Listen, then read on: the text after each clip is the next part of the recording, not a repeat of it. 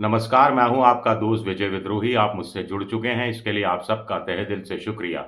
और अगले 8-10 मिनट में आपसे जुड़े रहने की कोशिश करूँगा। आज बात करेंगे कि आखिर इंडिया पॉलिटिकल फ्रंट में इतनी बेचैनी क्यों है?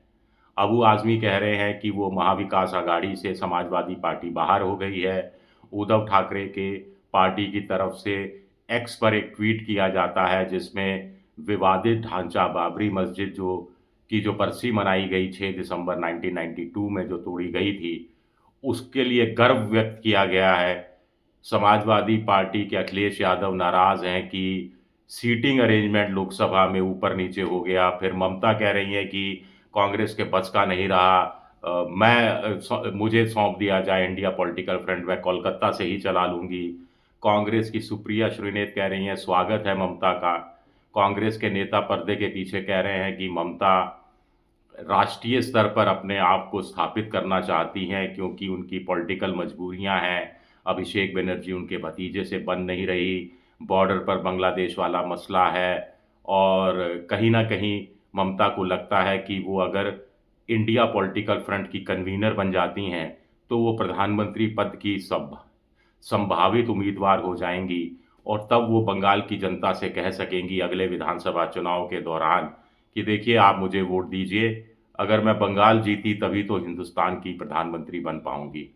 तो सबके अपने-अपने राजनीतिक स्वार्थ हैं। उद्धव ठाकरे को लगता है कि बीएमसी का चुनाव है, 20 साल से वो कब्ज़ा है, 85,000 करोड़ का उसका वार्षिक बजट है और ऐसे में वापस हिंदुत्व की तरफ लौटना उनके लिए मुनासिब होगा क्या कि शिवसेना के जो समर्थक हैं और शिवसेना के कार्यकर्ता हैं, वो एकनाथ शिंदे की तरफ विधानसभा चुनाव में उद्धव ठाकरे की हार के बाद उस तरफ ना चले जाएँ।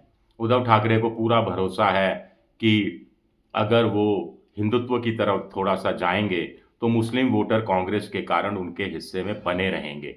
लेकिन अगर वो हिंदुत्व की तरफ नहीं जाएँगे, मराठी अस्मिता की खुलकर अब बात नहीं करेंगे, तो जो कुछ कट्टर हिंदू वोटर है, जो शिवसेना का कट्टर हिंदू वोटर था, वो और छिटक सकता है। तो वो उनकी पॉलिटिकल मजबूरी है, अबू आज़मी की मजबूरी मुस्लिम वोट है। अखिलेश यादव को लगता है कि कांग्रेस अगर मजबूत हो गई उत्तर प्रदेश में, तो उसी के लिए चुनौती साबित हो सकती है। कांग्रेस को राष्ट्रीय स्तर पर मुसलमान एकमात्र पार्टी मानने लगे हैं, जो बीजेपी को हराने की क्षमता रखती है। अगर विधानसभा चुनाव में भी मुस्लिम वोट अखिलेश यादव और कांग्रेस के बीच बँट गया, तो अखिलेश को ही ज़्यादा नुकसान होगा। दूसरा, कांग्रेस वहाँ अगर मुस्लिम वोट के सहारे कुछ दलित वोट मल्लिकार्जुन खड़गे के कारण और कुछ ब्राह्मण वोट, जो ट्रेडिशनली काफ़ी समय तक कांग्रेस का साथ देता रहा है, वो ठाकुरवाद योगी जी के कारण विमुख होकर बीजेपी से कांग्रेस की तरफ लौटता है, तो कांग्रेस को थोड़ा-सा आधार मिल सकता है। सबसे बड़ी बात है कि इंडिया पॉलिटिकल फ्रंट क्या टूट रहा है? क्या बिखर रहा है? तो एक दाग का शेर है, जीस्त से डरते हो दाग, जीस्त यानी ज़िंदगी की जिविषा कह सकते हैं आप। जीस्त से डरते हो दाग तो फिर जीते क्यों हो? जान जाती भी नहीं और जान से जाते भी नहीं। तो कुल मिलाकर ममता जो आप कह रही हैं कि मुझे सौंप दिया जाए, मैं सँभाल लूँगी, तो कहीं ये बताने की कोशिश कर रही हैं कि राहुल गांधी विफल हो गए हैं और राष्ट्रीय स्तर पर विपक्ष का विकल्प ममता ही हो सकती हैं। ममता ये बात इसलिए भी कह रही हैं कि वो अपनी रेलेवेंसी को बनाए रखना चाहती हैं। लेकिन ममता से ये पूछा जाना चाहिए कि इंडिया पॉलिटिकल फ्रंट के रूप में पनपता रहे, मजबूत होता रहे, इसके लिए उन्होंने क्या किया? क्या महाराष्ट्र में एक भी रैली को संबोधित किया?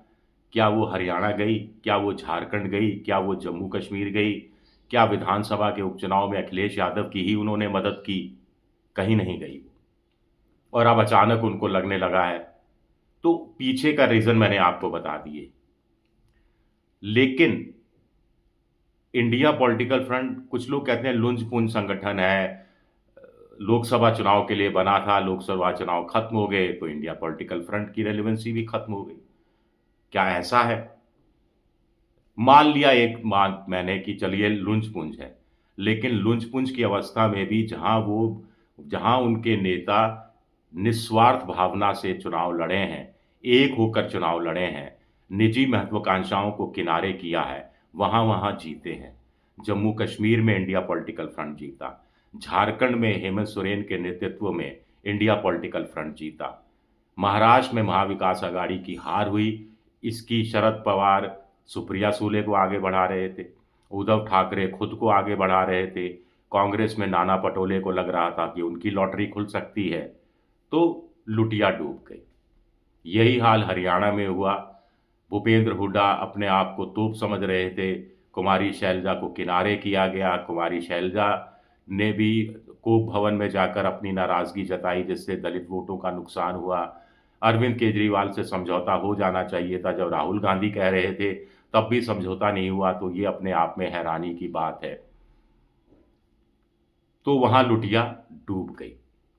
अब आप कहेंगे कि बात बहुत हो गई इंडिया पॉलिटिकल फ्रंट के लुटने डूबने की, दरारें पड़ने की, लेकिन क्या कोई संभावना आगे दिखती है? ज़रूर संभावना दिखती है। इसके लिए 2-3 काम इंडिया पॉलिटिकल फ्रंट को करने होंगे। कम से कम दिल्ली में एक दफ़्तर तो ढूँढ लीजिए, कोई किराए का मकान ढूँढ लीजिए। किराए का मकान नहीं मिलता तो राहुल गांधी जो एमपी के नाते बंगला मिला है, उसका एक हिस्सा देने के लिए तैयार हो जाने चाहिए। मुझे लगता है कि वो कोई पॉलिटिकल दफ़्तर हो, उसके बाहर एक बैनर लगा हुआ हो, मीडिया से बातचीत करने के लिए अलग हॉल हो। कन्वीनर नहीं बनाते आप, तो 2 डिप्टी कन्वीनर के का बात हो सकती है। चुनाव को लेकर एक विशेषज्ञों की कमेटी बन सकती है, जो जहाँ-जहाँ विधानसभा चुनाव हो रहा है, उसके लिए इंडिया की एक सामूहिक स्ट्रैटेजी तय करे। कुल मिलाकर इंडिया पॉलिटिकल फ्रंट रणनीतिक दिवालियेपन का शिकार है। अब आप बताइए कि इंडिया पॉलिटिकल फ्रंट की पिछली बैठक कब हुई थी? क्या मुद्दा था? कितनी पार्टियां इस समय इंडिया पॉलिटिकल फ्रंट में पूरी तरह से हैं, कितनी आधी हैं, कितनी डोली पर जैसे दीवार होती है उसके एक तरफ पाँव और एक तरफ पाँव रखकर कितने लोग बैठे हुए हैं। अलग-अलग कमेटियां बनाई गई थी, फेक न्यूज़ पर ध्यान देने वाली कमेटी, प्रवक्ता टेलीविज़न चैनल में भेजे जाएँगे उसकी कमेटी, कुछ और कमेटियां थी, आर्थिक मोर्चे की कमेटी सुझाव देने वाली। वो कमेटियों की बैठक कब हुई, कितनी बजे हुई, कहाँ हुई, क्या एजेंडा था, कितनी बैठकें हुई, हमारे पास कोई हिसाब-किताब नहीं है।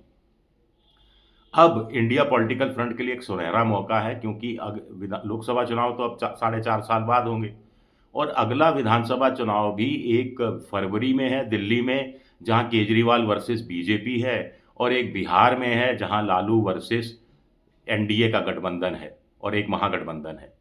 इस बीच कहीं विधानसभा चुनाव नहीं है। तो इंडिया पॉलिटिकल फ्रंट के पास नए सिरे से बैठकर सोचने, विचारने का एक अच्छा मौका है। क्या इसका इस्तेमाल होगा या बयानबाजियों में ही सारी शक्ति नष्ट कर दी जाएगी? जनता बड़ी उम्मीदें कर रही है।